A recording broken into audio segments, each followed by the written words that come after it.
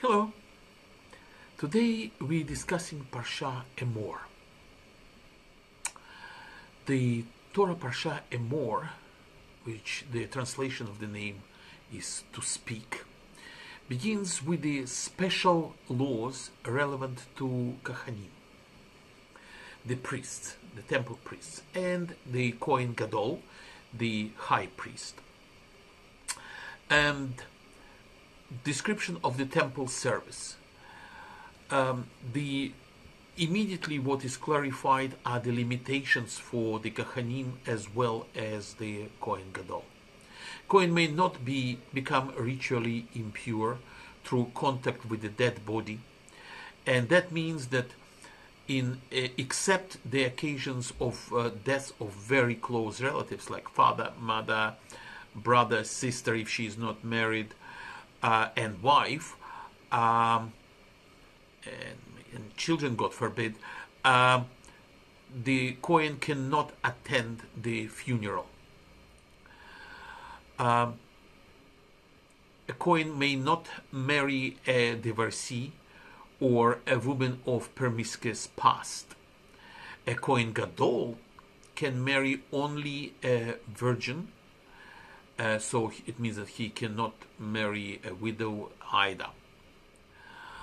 A Kohen with a physical deformity cannot serve in the holy temple, and neither deformed animals can be brought as a sacrifice, as an offering to Hashem. The other laws stipulated in this parsha are newborn calf, lamb, or a kid must be left for 7 days with its mother, and only after 7 days it can be eligible to be made as a sacrifice, to be brought as a sacrifice to Hashem. However, it cannot be slaughtered in the same day as the parents of this animal. The second part of Emor lists the annual festivals. First of all, of course, it states the weekly Shabbat, and then the Passover, which starts on the 14th of Nisan for 7 days, and then on the second day of Passover we start counting the Emor, which is on the 15th of Nisan for 49 days, and that culminates in the Shavuot, which is the 50th day after the beginning of counting of Emor. Shavuot is receiving of the Torah, and then the Rosh Hashanah, which is on the 1st of Tishrei, and 10 days later we have got the Day of Atonement, Yom Kippur, which is on the 10th of Tishrei. That followed by Sukkot festival, during which we dwell in the sukkahs, in the little huts, and for 7 days, immediately following holiday of the 8th day of Sukkot, Shmini Atzeret. Next, the Torah discusses the lighting of menorah in the temple and the showbread, lechem hapanim, placed weekly on the table there. Emor concludes with the incident of a man executed for blasphemy and the associated penalties, as well as penalties for murder, death, or for injuries, or for destruction of property, which quite a number of these results in monetary compensation. Basically, that's it. That's the whole content of this parsha. In Pasuk 32 of this parsha, it says, Torah says, "Do not desecrate my holy name, but I shall be sanctified among the children of Israel." This verse refers to the prohibition of Hilul Hashem, desecration of God's name, and the commandment of Kiddush Hashem, to sanctify God's name. There are conditions when a Jew must do everything, including self-sacrifice, for the observance of Torah. And by doing that, he sanctifies God's name. Just as Kiddush Hashem is the supreme virtue, so too there is nothing worse than Hilul Hashem. which is desecration of God's name. That brings us to the question of what is Kiddush Hashem and why is it so important today in the 21st century. The Kahanim are the priests, and they are expected to behave to the highest possible standards. They are the leaders, and since we are the nation of the priests, which we follow our leaders, the same expectations basically apply to us in terms of moral and ethical standards and standards of behavior. Torah is telling us that we must behave beyond any reproach. In our society today, unfortunately, we see Jews and non-Jews, which are presidents guilty of sexual abuse or sexual harassment. We see prime ministers indicted on charges of corruption and bribery. We see rabbis in several countries accused of financial improprieties, sexual harassment, and child abuse even. That such things happen, it testifies to a profound failure in our contemporary Jewish life.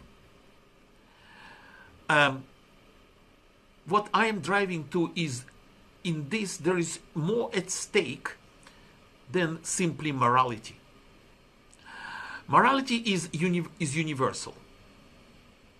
Bribery, corruption, and misuse of power are wrong, and wrong equally whoever is guilty of them, Jews or non-Jews. When though the guilty are Jews or Jewish leaders, something more is involved. The principles introduced in our Parsha of Kiddush Hashem and Hilul Hashem, that's what is involved. People look at us all the time as role models. When I go on the street with a kippah on, I can sense it, I can feel it. People say hello. Builders on the building site look at you with respect, at least in this country. Piety in relation to God must be accompanied by exemplary behavior in relation to all fellow men, all humans. When people associate religiosity with integrity, decency, and humility and compassion, God's name is sanctified. But when they associate that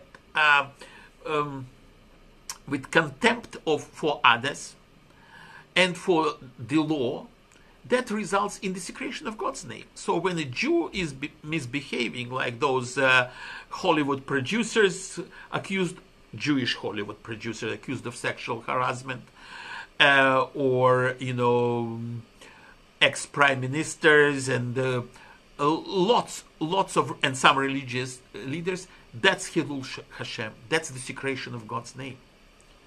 And that's an incredible sin, not only from moral and ethical standards, but it's punishable by spiritual world severely. Let's look at it this way. God has risked his reputation in the world, his name, basically by choosing and associating himself with us, with Jews, with the people of Israel.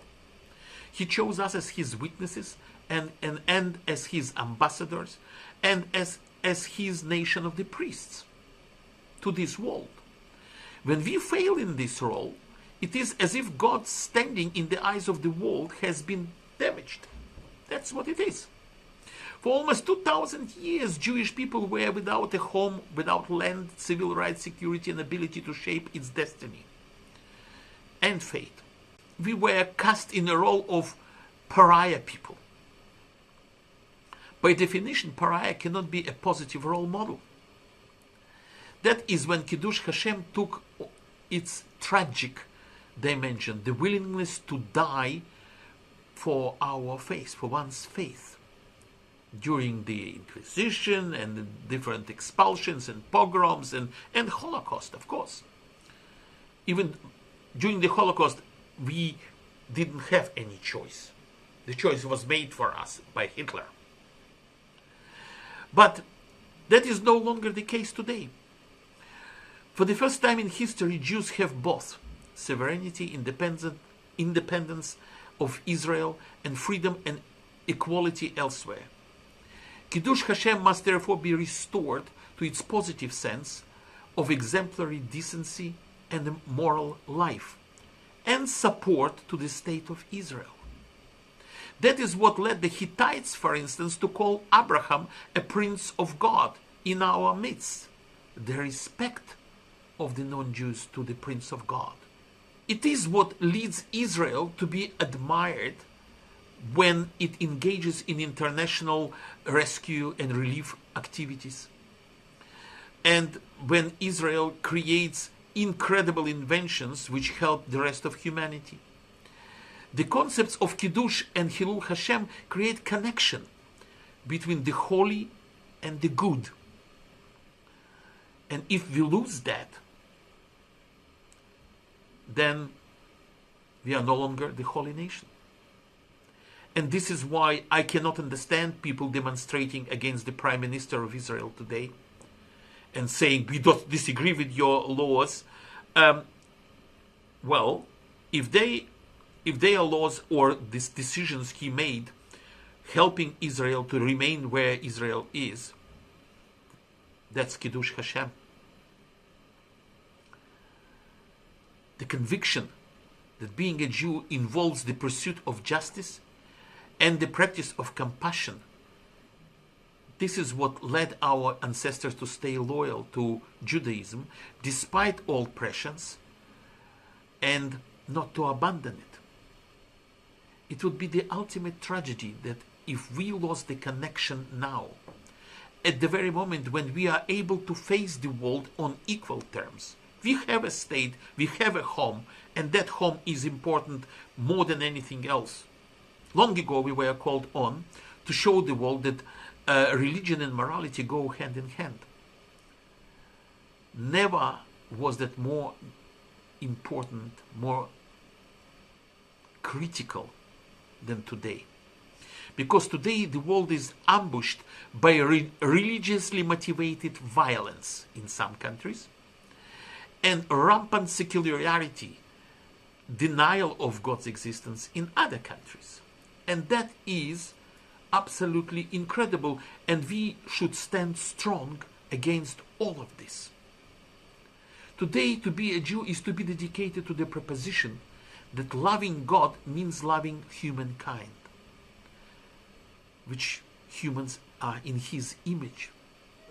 There is no greater challenge today in the 21st century, and there is nothing more important than project the image of a Jew, which is representative of the nation of the priests and the holy nation. Kiddush Hashem. Thank you very much. I will see you in the next Parsha.